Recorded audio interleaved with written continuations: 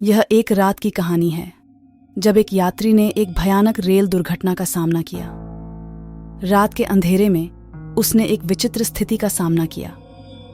जब उसने अपनी सीट के पास ध्यान दिया तो वह देखा कि कोई अजनबी उसकी सीट पर बैठा है।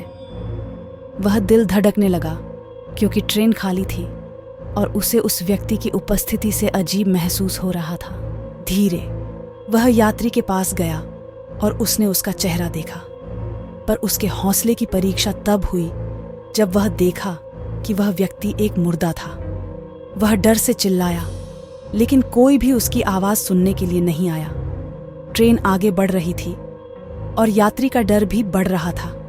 वह उदास होकर अपनी सीट पर बैठ गया, लेकिन उसका मन उस भूतपूर्व दृश्य से अलग नहीं हो रहा था।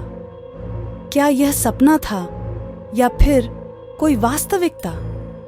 बीतते समय के साथ वह एक और रहस्यमय चीज ध्यान देखने लगा।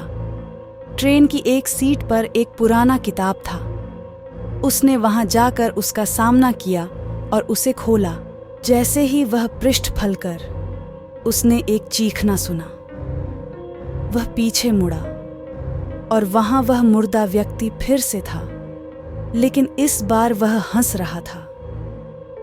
यह उसे समझ में नहीं आया कि क्या हो रहा है। फिर एक चेहरा उसके सामने आया, एक रेलवे कर्मचारी का।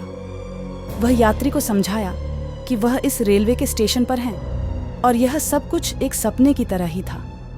यात्री को एक विशेष चिट्ठी मिली जिसमें लिखा था, ध्यान दें, आपने अभी वास्तविकता का बंदरगाह नहीं देखा है। वह चौंक गया, पर फिर वह हंसते हुए उस रेलवे कर्मचारी के साथ स्टेशन पर चला गया। इस घटना के बाद यात्री कभी भी उस सपने का अनुभव नहीं किया, लेकिन उसकी यादें हमेशा उसके साथ रहीं।